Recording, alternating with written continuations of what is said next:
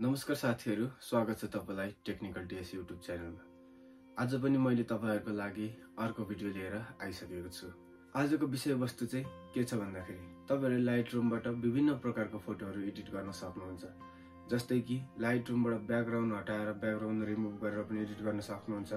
कुनै पनि आफू बाहेक अरु ठाउँमा रहेको कुनै पनि ब्याकग्राउन्डमा रहेको मान्छेहरुलाई हटाउन पनि सक्नुहुन्छ। यस्तै विभिन्न प्रकारको फिचर्सहरु लाइटरुममा रहेको छ र लाइटरुमले दिएको छ। तर तपाईहरुलाई त्यो फिचर्सको लागि चाहिँ पे गर्नुपर्ने हुन्छ र तपाईहरुले धेरै जनाले यो पे कसरी गर्ने भन्ने कुराहरु पनि सायद तपाईहरुलाई थाहा छैन होला। सामान्य एडिटहरु चाहिँ तपाईहरुलाई फ्रीमा पनि उपलब्ध गराएको छ। त्यसैले नै मैले लिएर आएको छु आज लाइटरुमलाई चाहिँ कसरी पे गरेर आफूले विभिन्न प्रकारको प्रोफेसनल एडिट गर्न सकिन्छ। साथीहरु, यही छ आजको भिडियो। कृपया सबैजनाले भिडियोलाई लाइक कमेन्ट गरिदिनु होला र सब्स्क्राइब गर्न नबिर्सिनु होला।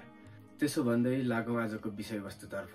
सर्वप्रथम साथीहरु, तपाईहरुले तपाईहरुको ल्यापटप अथवा मोबाइलमा चाहिँ तपाईहरुले लाइटरुमलाई इन्स्टल गरेको हुनुपर्छ। लाइटरुम इन्स्टल गरिसकेपछि साथीहरु, त्यसदेखि पछाडी म तपाईहरुलाई स्क्रिन शेयर गरेर प्रोसेसहरु सिकाउँछु। तपाईहरुले त्यो प्रोसेसलाई फलो गर्नु होला र तपाईहरुले पनि प्रोफेसनल टाइपको फोटो एडिट गर्न सक्नुहुनेछ। त्यसो भन्दै साथीहरु, लागौं भिडियोतर्फ। साथीहरु, म तपाईलाई यहाँ मेरो मोबाइलको स्क्रिन शेयर गर्दै छु।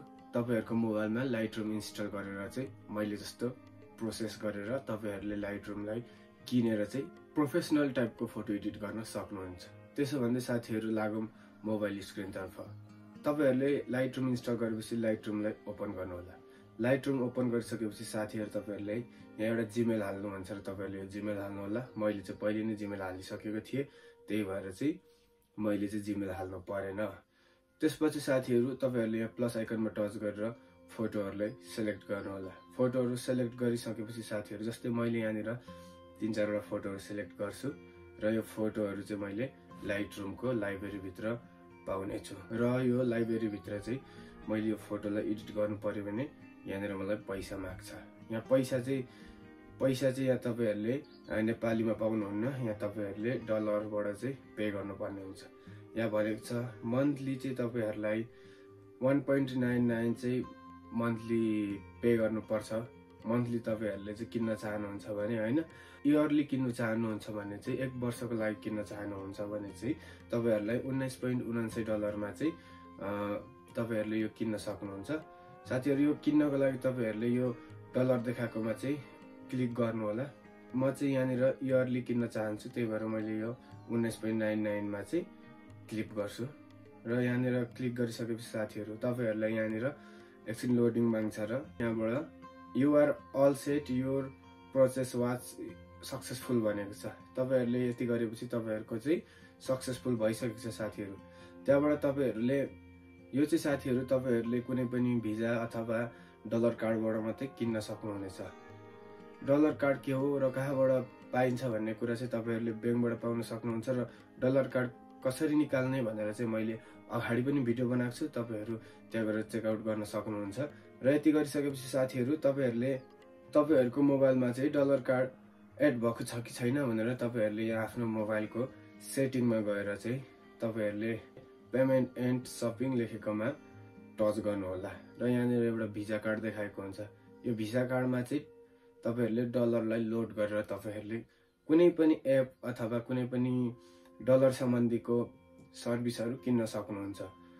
तपाईहरुले यहाँ देख्न सक्नुहुन्छ मेरो यहाँनिर एड छ र मेरो अलरेडी एकैचोटी मैले चाहिँ बाइ गर्नु पाएको छु। त्यसरी नै साथीहरु, लाइटरुममा यसलाई हामीले बाइ गरिसक्छौं। त्यहाँबाट चाहिँ तपाईहरुले देख्न सक्नुहुन्छ यहाँनिर चाहिँ विभिन्न प्रकारको फोटोहरु मैले एड गरेको छु। जस्तै यसरी यो फोटो रिमुभ गर्न सकिन्छ। जस्तै एकअर्कामा रहेको यो बहिनीको फोटो यस्तो छ, जस्तै हामीले यसलाई स्क्यान गरेपछि यो रिमुभ गर्न सकिन्छ हैन। अनि त्यसरी नै यहाँ विभिन्न प्रकारको फिचर्सहरु छ। जस्तै तपाईहरुले यहाँ गएर टच गरेर हेर्नुभयो भने विभिन्न प्रकारको फिचर्सहरु पाउनुहुन्छ।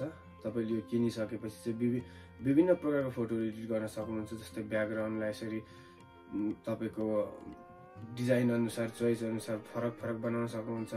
मान्छे मात्रै सिलेक्ट गरेर पनि तपाईहरुले चाहिँ एउटा मान्छेलाई मात्रै पनि एडिट गर्न सक्नुहुन्छ। यसरी फुलहरुलाई पनि कलर ग्रेडिङ गर्न सक्नुहुन्छ। ब्याकग्राउन्ड मात्रै पनि कलर ग्रेडिङ गर्न सक्नुहुन्छ, इरेजर गर्न सक्नुहुन्छ। विभिन्न प्रकारको टुल्सहरु चाहिँ तपाईहरुले पाउनुहुन्छ। त्यही भएर तपाईहरूले यो बाइ गर्न चाहनुहुन्छ भने यसको बाइ गर्ने प्रोसेस चाहिँ यही थियो साथीहरू। र तपाईहरूले आफूले भने बापतको प्रोफेसनल फोटोहरू एडिट गर्न सक्नुहुन्छ साथीहरू। यही थियो आजको भिडियो। कसैलाई केही कन्फ्युज लागेको छ भने कमेन्ट बक्समा कमेन्ट गरिदिनु होला भन्दै आजको लागि भिडियो यति नै। तपाईहरूलाई यस्तै टेक्निकल सम्बन्धी भिडियोहरू चाहिएको छ भने तपाईहरूले मलाई कमेन्ट गर्न सक्नुहुन्छ। यही थियो साथीहरू आजको भिडियो। कृपया सबैले लाइक, कमेन्ट, सेयर, सब्सक्राइब गर्न नबिर्सिनु होला भन्दै नेक्स्ट भिडियोमा भेट्ने बाचाको साथ आज पनि बिदा हुन चाहन्छु। धन्यवाद।